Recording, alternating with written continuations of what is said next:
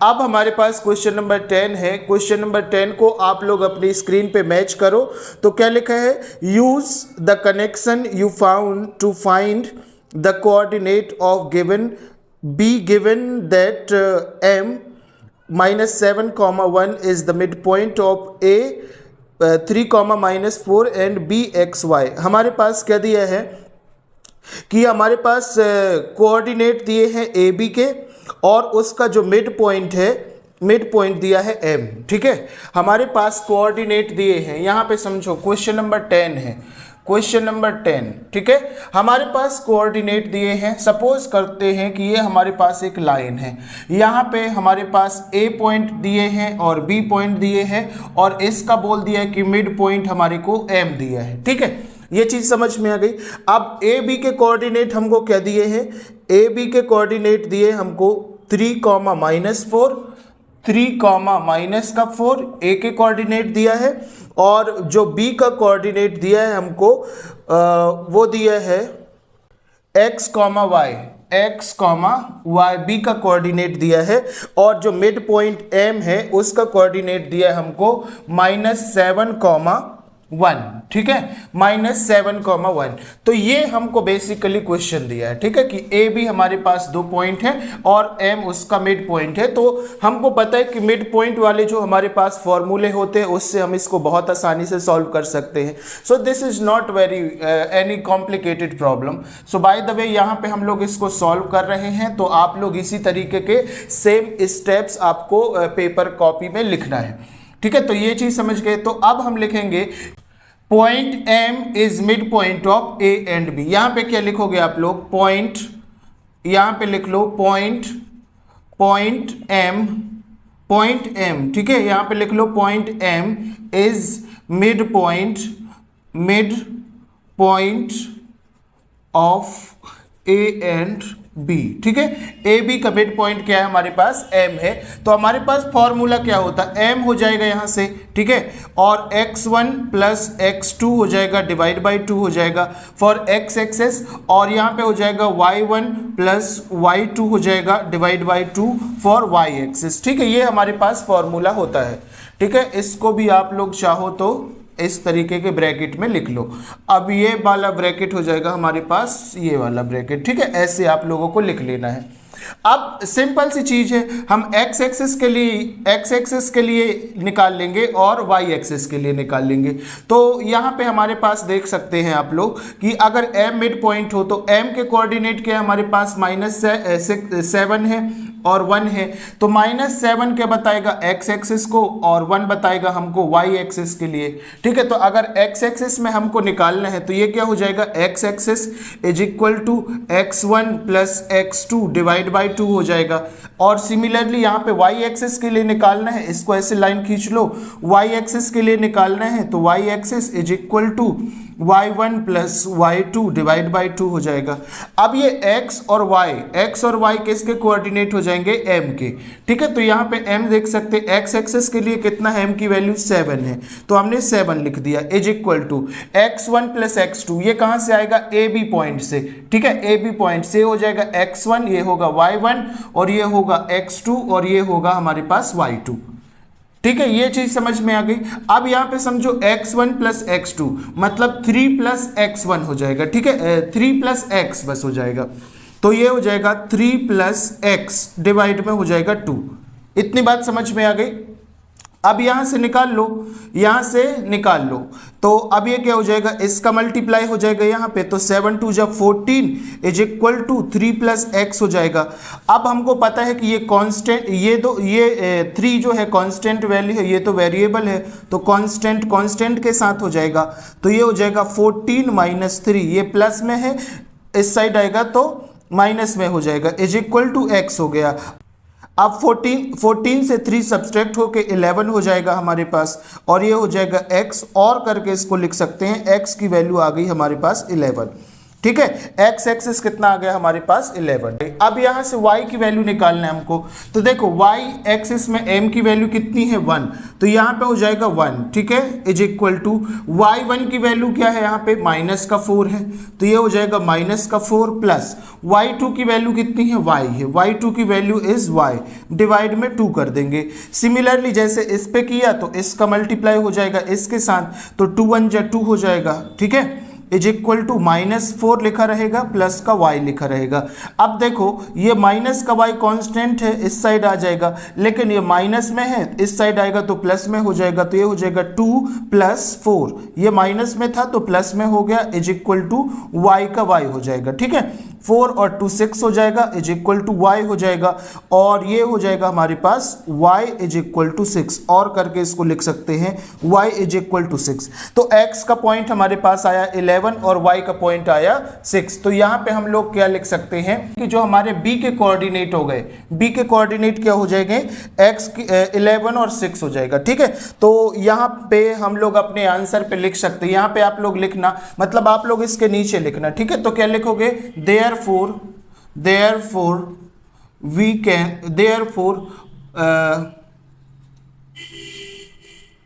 therefore coordinate,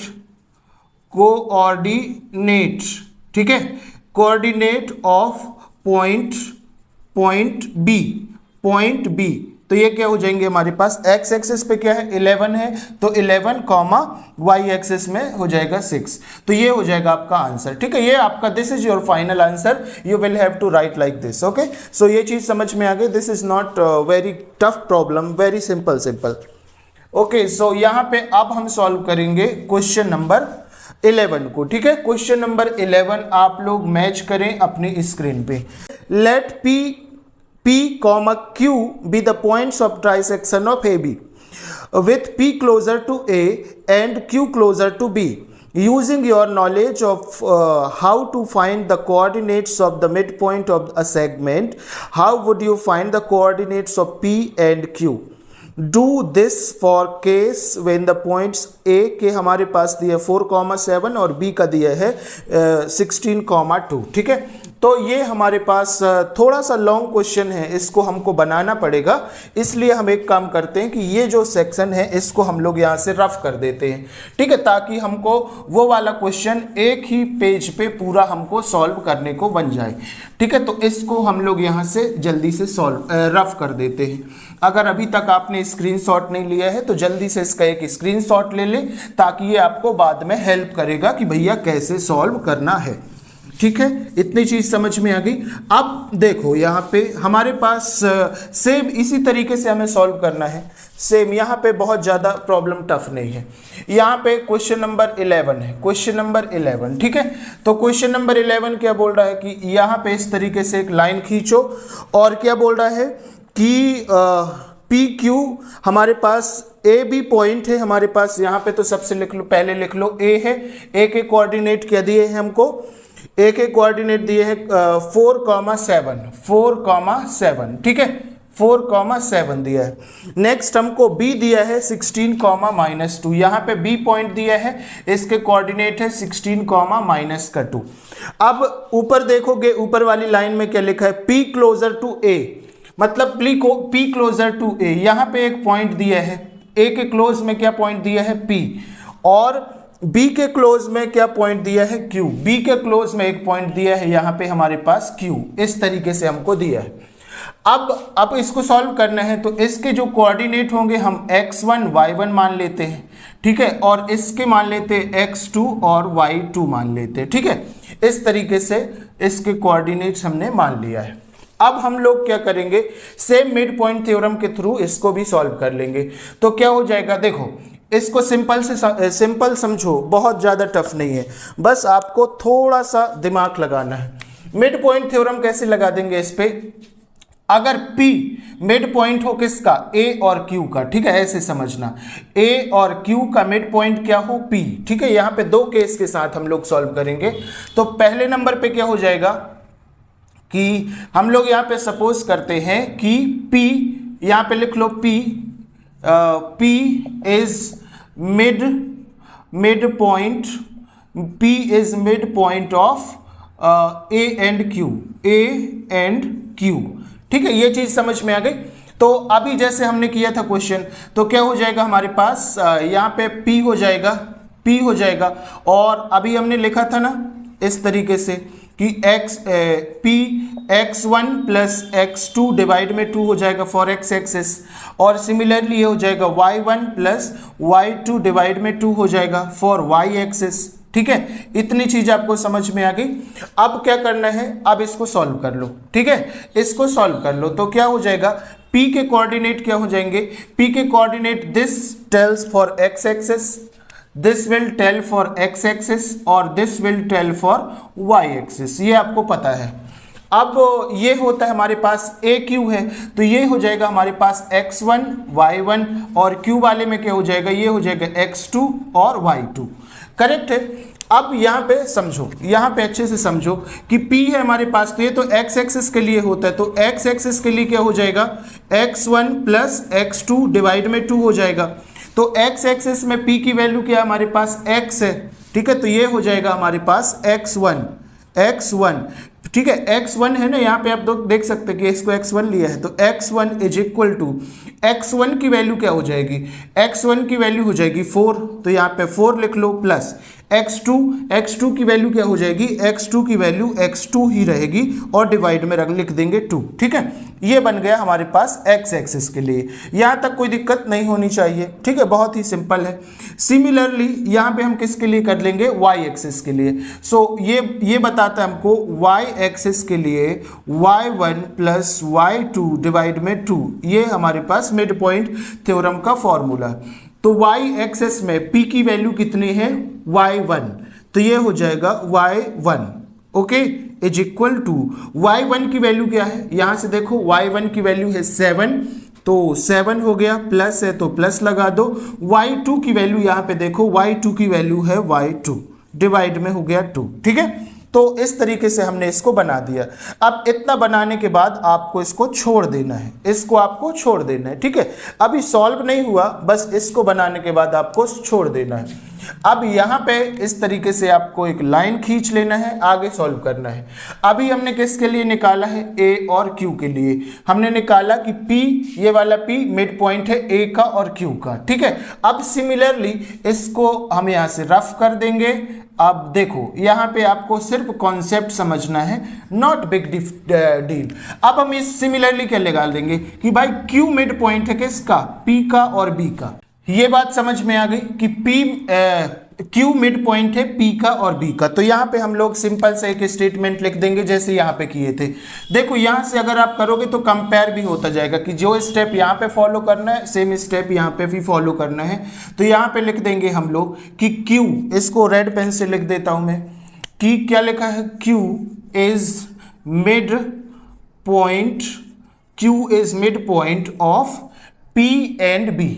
तो ये हो जाएगा P एंड, इसको थोड़ा सा बड़ा लिख लो, P एंड B, ठीक है भैया, ये चीज समझ में आ गई। अब ये पॉइंट हो जाएंगे हमारे पास, तो इसको P एंड B है।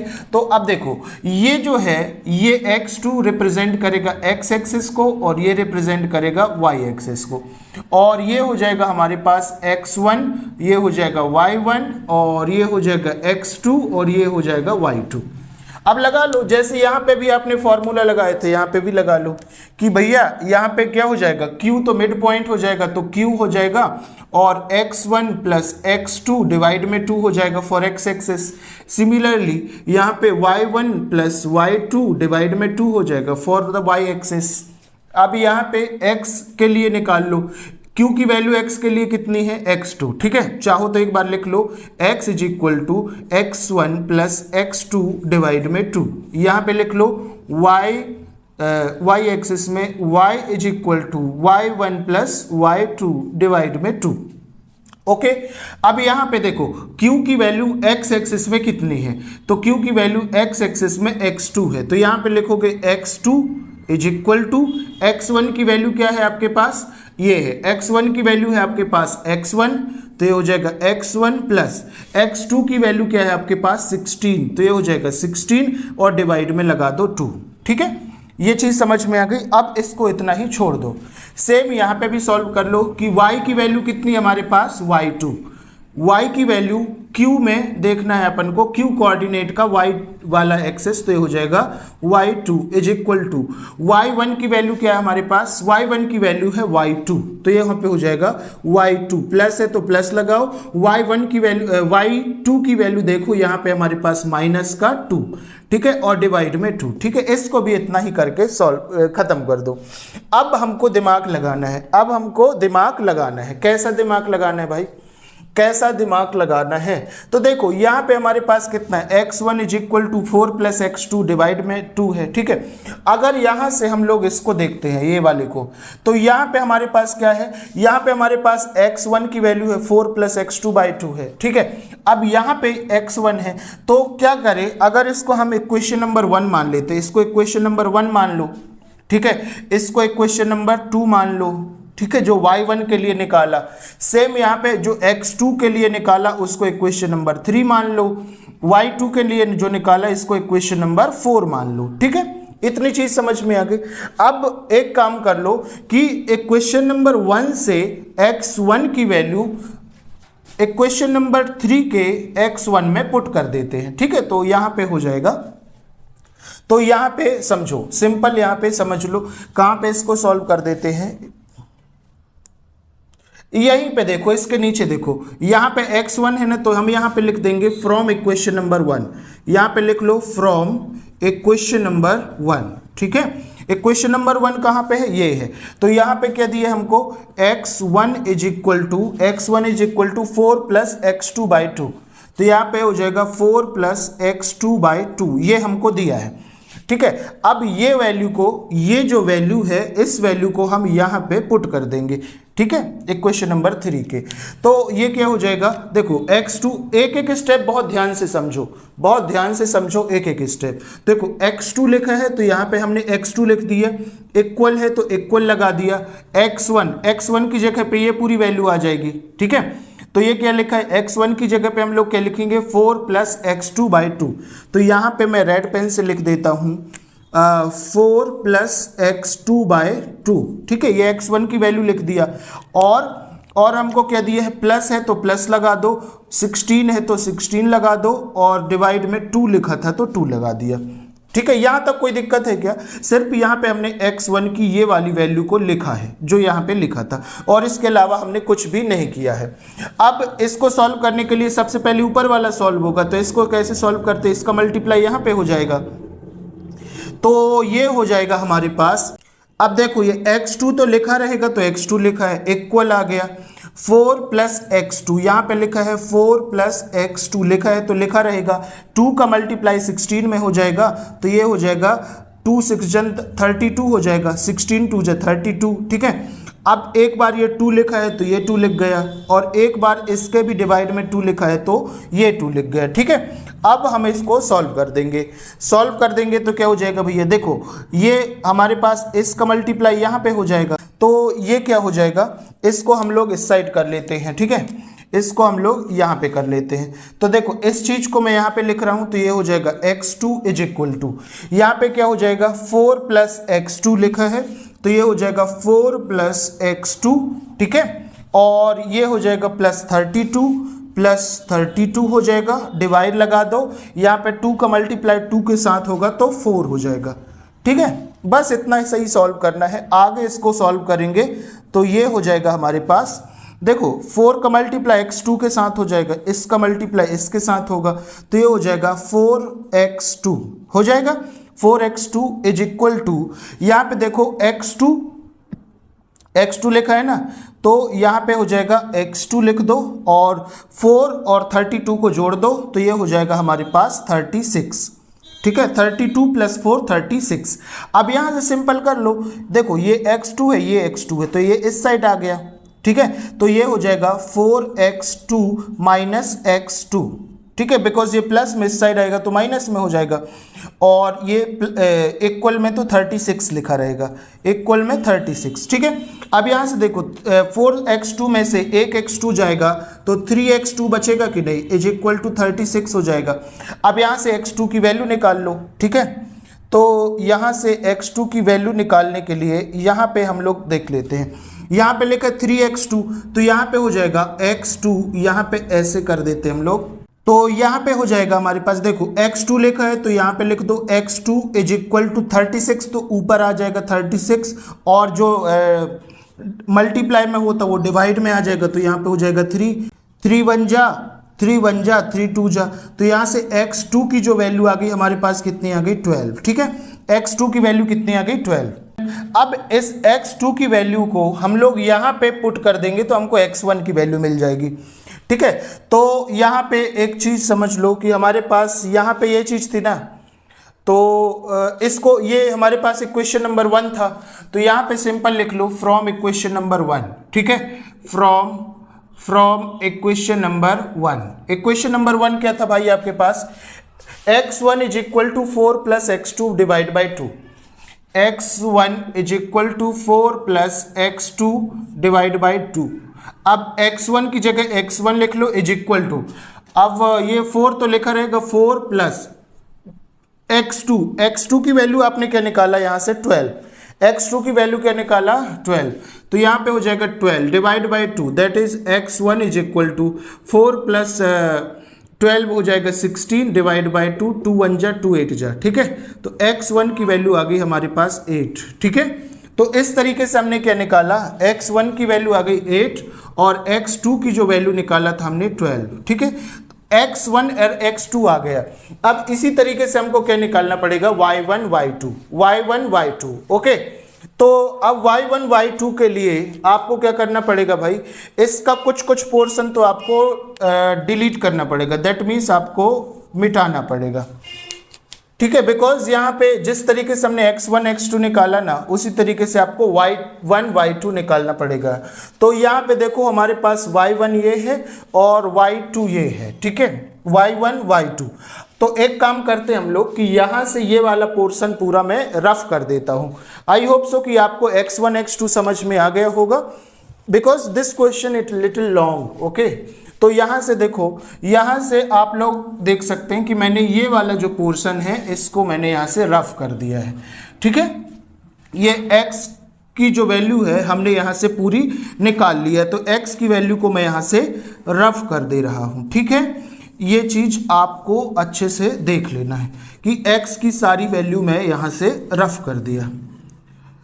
अब हम सिर्फ काम करेंगे y के लिए, किसके लिए काम करेंगे, y के लिए, ठीक है। इसको भी मिटा दें क्या, ये x2 है हमारे पास, क्योंकि x एक्सिस को हमने सारा मिटा दिया है, बिकॉज x एक्सिस हमने ऑलरेडी सॉल्व कर लिया, ठीक है। अब हमारे पास क्या बचा है, y एक्सिस, बस y एक्सिस। अब हम देखो y1 की वैल्यू ये बची है और y2 की वैल्यू ये बची है, तो अब सिंपल सा इसको हम जल्दी सॉल्व कर देंगे। देखो y1 की वैल्यू ये है और यहाँ पे हमारे पास y2 की वैल्यू है, तो y2 की वैल्यू इसमें पुट कर दो या y1 की वैल्यू इसमें पुट कर दो, आपको कोई भी दिक्कत नहीं होने वाली है। तो हम एक काम करते हैं कि क्वेश्चन नंबर 1 में y2 ये लिखा है ना, y2 की वैल्यू यहाँ पे पुट कर देते हैं, तो इसमें हम लिख लेते हैं, इसमें हम लोग लिख लेते हैं फ्रॉम इक्वेशन नंबर 4, ठीक है। यहाँ पे हम लोग सॉल्व करते हैं फ्रॉम इक्वेशन नंबर 4, ठीक है, इक्वेशन नंबर 4। इक्वेशन नंबर 4 से आपके पास y2 की वैल्यू क्या है, y2 की वैल्यू क्या है, तो ये हो जाएगा y2 इज इक्वल टू यहाँ पे देखो y2, अच्छा y2 नहीं हो सकता भाई, ये y1 है ना, y2 कैसे हो सकता है, ये तो y1 होगा, तो y1 और यहाँ पे देखो ये प्लस और ये माइनस हो जाएगा माइनस, ठीक है। तो इसको चाहो तो एक बार और लिख लो, y2 is equal to y1 minus ये होगा 2 plus minus minus 2 divide by 2, ठीक है, ये हो जाएगा। तो यहाँ पे हम लिख देंगे, तो यहाँ पे हम लोग लिख देंगे y2 is equal to y1 minus 2 divide by 2, ठीक है, ये चीज़ हमने यहाँ पे लिख दिया है। अब यहाँ पे ये y2, ये जो y2 की वैल्यू है ये यहाँ पे हम लोग पुट करने वाले हैं, तो ये क्या हो जाएगा, ये हो जाएगा y1 is equal to 7 plus y2 की वैल्यू क्या है आपके पास, ये y1 माइनस 2 डिवाइड बाई 2, तो ये हो जाएगा हमारे पास, इसको रेड पेन से लिख दे क्या, तो ये हो जाएगा y1 माइनस 2, ठीक है, y1 माइनस 2 और इस पूरे के डिवाइड में 2, ठीक है, और इस पूरे के डिवाइड में भी 2, ठीक है। अब यहाँ पे चीज़ समझ में नहीं आई तो अच्छा इसको ब्लैक पेन से लिख दो ऐसे। अब समझ में आ गया कि यहाँ पे जो y2 है, y2 की जगह पे हमने ये लिख दिया है रेड पेन से, 7 लिखा ही है, ये लिखा है, और ये 2 जो लिखा था वो लिखा था, सिर्फ हमने इसको बदला है, ठीक है। अब इसको सॉल्व करने के लिए क्या करेंगे कि ये जो 2 है सबसे पहले इसका मल्टीप्लाई यहाँ पे हो जाएगा, तो ये हो जाएगा y1 इज इक्वल टू 7, अच्छा 7 का 2 में तो मल्टीप्लाई हो जाएगा तो 14 हो जाएगा, प्लस और y1 माइनस 2 डिवाइड बाय 2, ठीक है। ये वाला 2 ये वाला है और ये जो 2 है वो ये वाला है। जैसे हमने x एक्सिस के लिए किया था इसका मल्टीप्लाई यहाँ पे हो जाएगा, तो ये हो जाएगा हमारे पास y1, ये हो जाएगा y1 इज इक्वल टू, यहाँ पे देखो 14 प्लस y1, यहाँ पे होगा 14 plus y1 minus 2 divide by ये 2 का ऊपर मल्टीप्लाई होगा तो ये हो जाएगा 4। अब यहाँ से y1 देखो, y1 इज इक्वल टू देखो 14 में से 2 सब्सट्रैक्ट हो जाएगा, 14 में से 2 सब्सट्रैक्ट हो जाएगा तो यहाँ पे बचेगा हमारे पास 12 प्लस y1 डिवाइड में 4 हो जाएगा, ठीक है। अब ये 4 का मल्टीप्लाई हो जाएगा y1 के साथ, तो ये क्या हो जाएगा, इसको यहाँ से समझो, यहाँ पे समझो तो ये हो जाएगा 4y1, ओके। तो ये हो जाएगा 4y1 is equal to 12 plus y1, ये होगा 12 plus y1।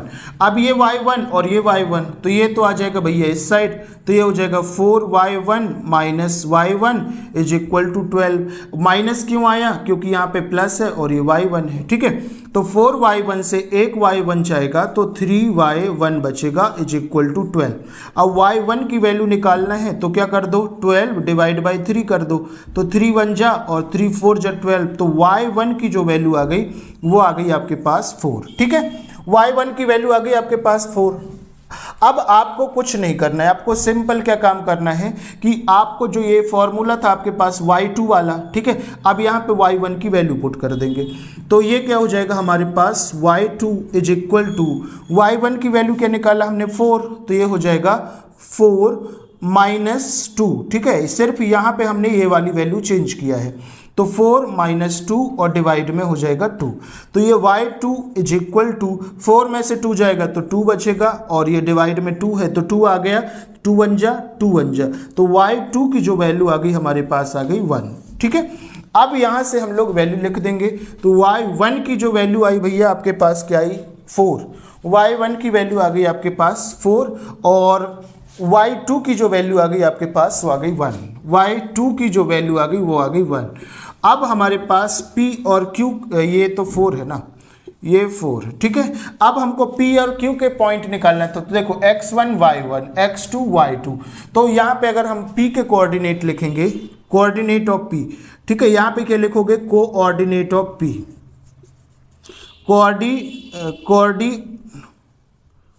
Coordinate of p, तो p के कोऑर्डिनेट क्या हो जाएंगे, तो x1 y1 क्या है, x1 y1, तो ये है x1 कॉमा y1।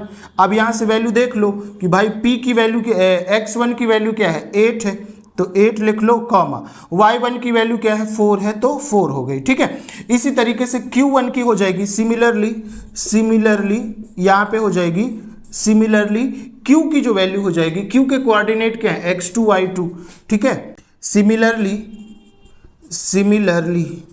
q के कोऑर्डिनेट क्या है x2 और कॉमा y2।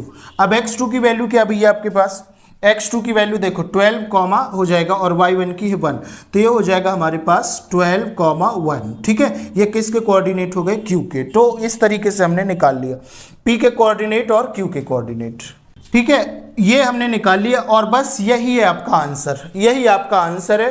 तो देख सकते हैं कि क्वेश्चन थोड़ा लॉन्ग है, बेसिक अंडरस्टैंडिंग आपको बहुत अच्छी रखनी पड़ेगी, बट द प्रोसेस और मेथड इज़ वेरी सिंपल, ठीक है। सो बेसिकली आपको मेथड ही अंडरस्टैंड करना है, which I explain you every time.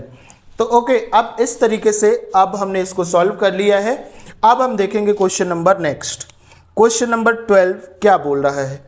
तो इसके लिए इसको जल्दी से हम रफ कर लेते हैं। अभी तक आपने स्क्रीनशॉट नहीं लिया तो जल्दी से एक इसका स्क्रीनशॉट ले ले ताकि आपको बाद में कोई इशू ना हो, ठीक है।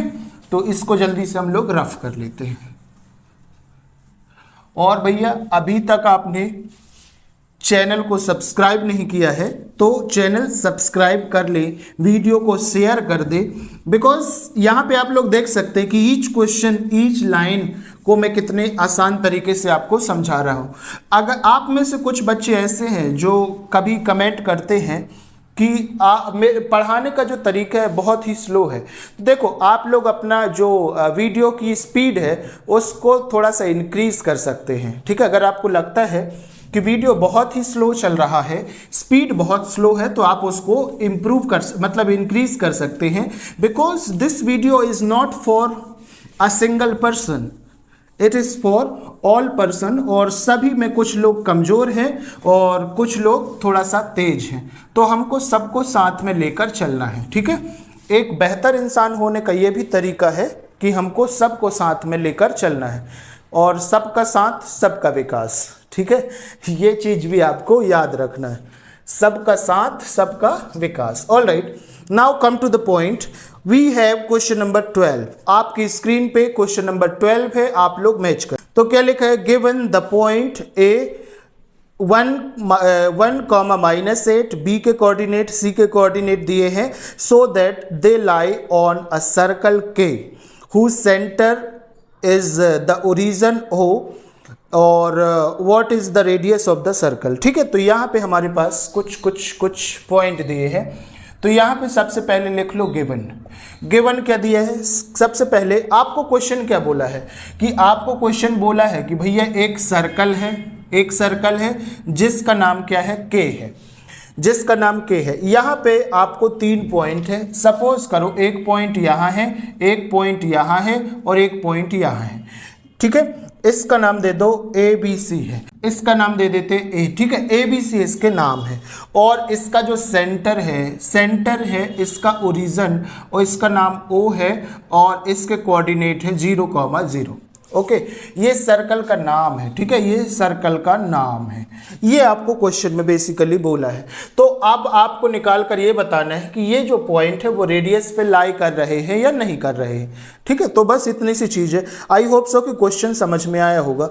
तो क्वेश्चन के कोऑर्डिनेट, ए के कोऑर्डिनेट है 1,-8, 1,-8 -8 ए के कोऑर्डिनेट है, बी के जो कोऑर्डिनेट है -4,7 -4,7 ये दिया है, सी के जो कोऑर्डिनेट है -7, -4 ये हमको कोऑर्डिनेट दिए हैं।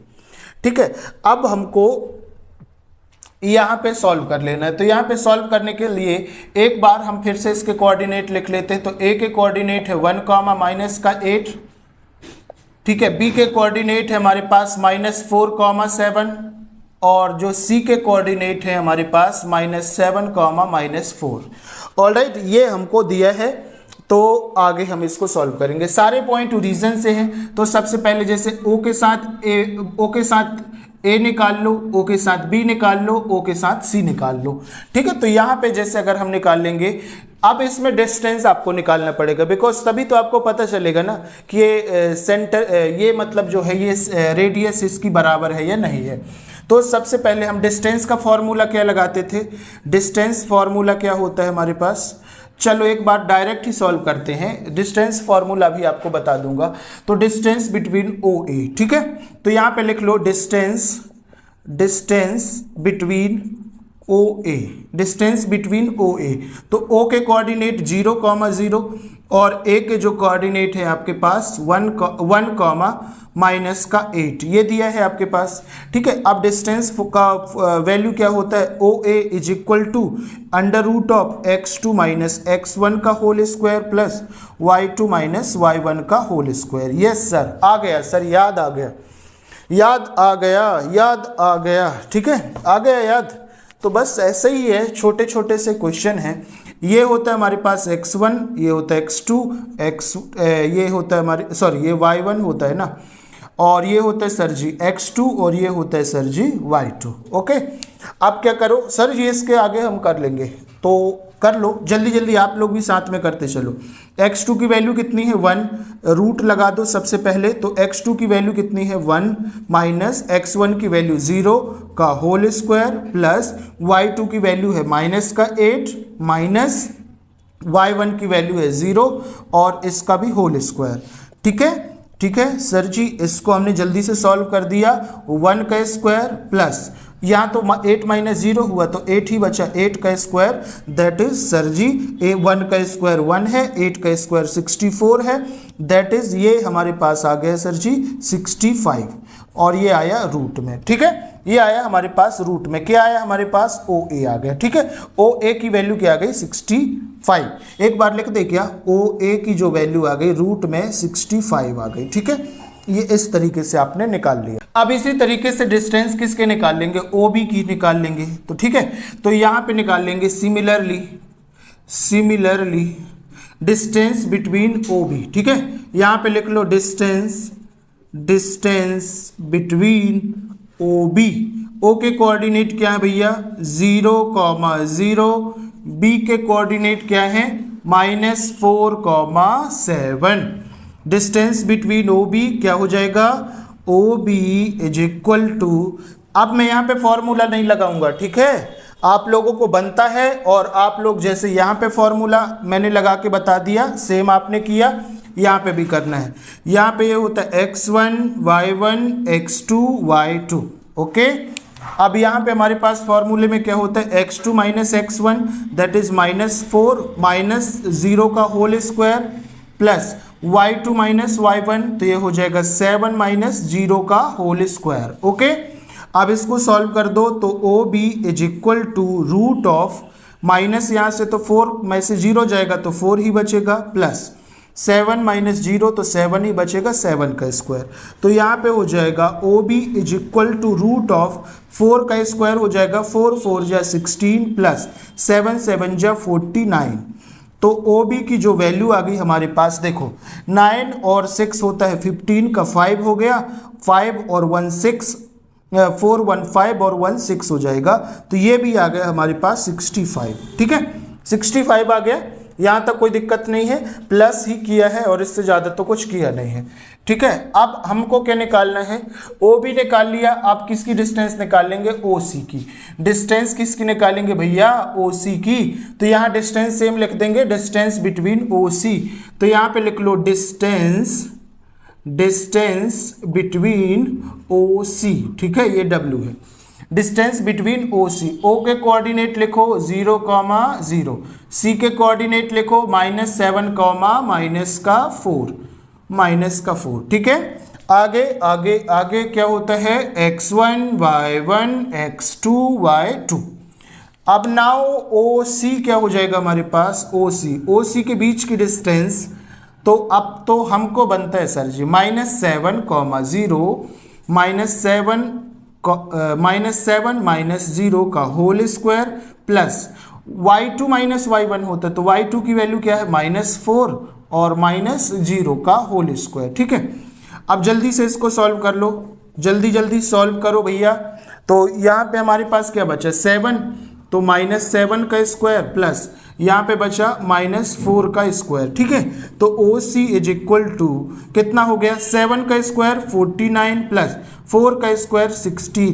तो ओ सी की वैल्यू यहाँ पे आया ना, यहाँ पे हो गया देखो, रूट तो लगा है तो लगा दो, 6 और 9 15 का 5 और 4 1 5 और जो कैरी में था वो 6 आ गया, तो ये भी आ गया हमारे पास 65। ठीक है, that means O B O C की वैल्यू हमारे पास सेम आई है, इसीलिए ओ ए, ये जो ए बी सी पॉइंट है वो कहाँ पे एग्जिस्ट कर रहे हैं, इसके रेडियस पे, ये इसकी रेडियस हो जाएगी। ठीक है, के की रेडियस क्या हो जाएगी हमारे पास 65। ठीक है, बिकॉज ऑल जो डिस्टेंस है वो क्या है सेम है, इसकी जो डिस्टेंस है वो अगर सेम होगी सब जगह तो इसमें क्या बताएगा रेडियस। बिकॉज आपको पता है ना कि ये जैसे हमारे पास ये सर्कल होता है, ये सेंटर होता है, तो ये आधा पॉइंट क्या बताता है रेडियस, और सर्कल में रेडियस कहीं पे भी आप मेजर करेंगे तो बराबर ही आएगी। ठीक है, ये चीज तो आपको पता है ना, तो ये चीज बस आपको बताना था। ठीक है, ये इसको आपने बता दिया।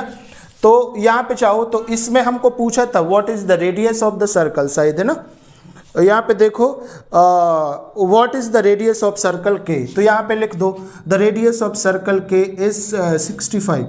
द यहाँ पे लिख दो द रेडियस ऑफ सर्कल के इज 60√65। ठीक है, ये हमने निकाल के बता दिया। ठीक है, यहाँ पे हमने निकाल के बता दी कि भाई इसकी जो रेडियस है वो कितनी आ गई है 65। यहाँ पे लिख दें क्या, ये आ गया √65। ठीक है, और यहाँ पे भी सारी जगह तो सेम ही है। ओके, अब यहाँ से इसी का हम सेकेंड वाला सॉल्व कर लेते हैं। तो क्या दिया है, गिवन पॉइंट डी हमारे पास दिया है, ई दिया है, check whether D and E lie within in the circle और ऑन द सर्किल और आउटसाइड ऑफ द सर्किल। हमारे पास डी ई दो और पॉइंट दिए हैं और इसमें हमको चेक करके बताना है कि ये जो पॉइंट है सर्कल के अंदर है, सर्कल के बाहर है। ठीक है, या तो सर्कल में ही है। तो एक बार और इसको हम बना लेते हैं। तो ये हमारे पास सर्कल है, इसका सेंटर O है, इसके कोऑर्डिनेट 0,0 है। इसमें हमको D और E पॉइंट दिया है, इसमें हमको D पॉइंट दिए है, यहाँ सपोज D पॉइंट दिए हैं। इसके जो कोऑर्डिनेट हैं वो है -5,6 है, -5,6 है। और जो E के कोऑर्डिनेट है, E के जो कोऑर्डिनेट है वो हो जाएगा हमारे पास 0,9 है, 0,9 है। ठीक है, ये चीज समझ में आ गई। अब यहां से हमको क्या पता करना है कि भाई OD निकाल लो और OE निकाल लो। ठीक है, तो आपको पता चल जाएगा कि कहाँ पे वैल्यू लाई कर रही है। तो यहाँ पे निकाल लोगे OD। अब मैं डायरेक्ट फॉर्मूला के साथ वैल्यू पुट कर रहा हूँ। ठीक है, तो ये हो जाएगा OD, ये तो पॉइंट O होता है, तो OD क्या हो जाएगा हमारे पास, OD डिस्टेंस बिटवीन OD। इसका मतलब क्या लिखा है, डिस्टेंस बिटवीन OD। और आपको पता है कि ये जो पॉइंट है ये होगा x1 y1 और इसके जो कोऑर्डिनेट हो जाएंगे x2 और ये होगा y2। तो फॉर्मूला क्या होता है हमारे पास, x2 - x1। ठीक है, x2 - x1। तो x2 क्या होगा -5। ठीक है, -5 और -x1 क्या होगा 0, इसका whole square plus y2 - y1। ठीक है, तो ये तो y1 है ना, तो y2 मतलब 6 -0 का होल स्क्वायर। तो ये क्या हो जाएगा, OD हमारे पास कितना आ गया, देखो ये तो 5 में से 0 जाएगा तो -5 का स्क्वायर ही रहेगा, प्लस 6 में से 0 जाएगा तो 6 का स्क्वायर ही रहेगा। दैट इज OD की जो वैल्यू आ गई हमारे पास क्या आ गई, 5 का स्क्वायर 25, 6 का स्क्वायर 36। अगर इसको हम सॉल्व करेंगे तो ये हो जाएगा हमारे पास 6 5 11 का 1 आ गया हमारे पास, 3 2 5 और कैरी वाला 1 6 आ गया। ठीक है, 61 आ गया। OD जो पॉइंट आ गया हमारे पास 61 आ गया। ठीक है, ये चीज समझ गए।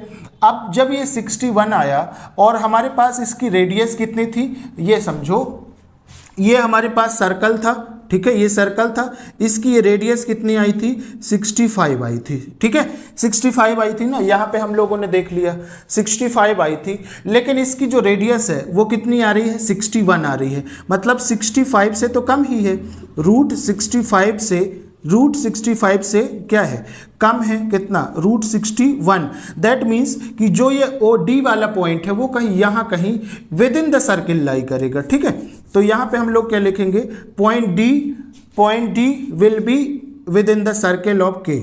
तो यहाँ पे लिख लो point D will be with in the circle, with in the circle K। ठीक है, ये चीज आपने निकाल लिया। ये किसके लिए निकाल दिया, पॉइंट D के लिए। ठीक है, ये बता दिया कैसे। अब सेम यहाँ पे किसके लिए निकाल लेंगे, O और E के लिए। ठीक है, तो ये हो जाएगा OE का मतलब क्या है, डिस्टेंस बिटवीन OE। ठीक है, डिस्टेंस बिटवीन OE। अब जब OE के लिए निकाल रहे हैं तो OE के जो पॉइंट है हो जाएंगे x2 और ये हो जाएगा y2। अब वैल्यू रख दो। हमारे पास फॉर्मूला क्या होता है, x2 - x1, तो ये हो जाएगा 0 - 0 का होल स्क्वायर। ठीक है, प्लस y2 मतलब 9 - 0 का होल स्क्वायर, 9 - 0 का होल स्क्वायर। ठीक है, तो यहाँ से क्या हुआ, OE is equal to root of, ये तो खत्म हो गया, 0 में से 0 खत्म हो गया, यहाँ पे 9 में से 0 मतलब 9 का स्क्वायर आ गया। ठीक है, अब 9 का स्क्वायर कितना हो जाएगा, 81 हो जाएगा। ठीक है, अब OE की वैल्यू आ गई आपके पास 81 और आपके पास यहाँ पे रेडियस थी 65। अगर ये सर्कल है तो ये रेडियस कितनी थी हमारे पास, √65 पे थी, लेकिन 65 से तो बड़ा 80 है, ठीक है। 81 हमारे पास ग्रेटर है किससे, √65 से। दैट मीन्स कि ये जो ई वाला पॉइंट होगा वो कहाँ होगा, सर्कल के बाहर, ठीक है, सर्कल के बाहर कहीं होगा, आउटसाइड में। तो यहाँ पे हम लोग आंसर में क्या लिख देंगे, यहाँ पे हम लोग क्या लिख देंगे, पॉइंट ई। यहाँ पे जैसे लिखा था पॉइंट डी, तो यहाँ पे लिख देना point E will be outside of circle के, ठीक है। तो इस तरीके से आपने सॉल्व कर दिया और this is total solution of the question, ठीक है। एक भी नंबर आपका नहीं कटेगा भाई, यही मेथड आपको करना है, इसी तरीके से आपको करना है, दूसरा कुछ भी नहीं करना, ओके। कोई भी नंबर नहीं काट सकता, ये चीज आप लोग लिख के रख लेना, ठीक है। और जल्दी से इसका स्क्रीनशॉट ले लो कि आपको कैसे करना है, बिकॉज क्वेश्चन थोड़ा सा लॉन्ग तो है क्वेश्चन, क्या करोगे भाई, प्रोसेस तो लॉन्ग है बट सॉल्यूशन तो सिंपल है ना, ठीक है। अब इसके आगे हम लोग सॉल्व करेंगे क्वेश्चन नंबर 12 को, ठीक है। ये तो 13 को, 12 तो ये हो गया।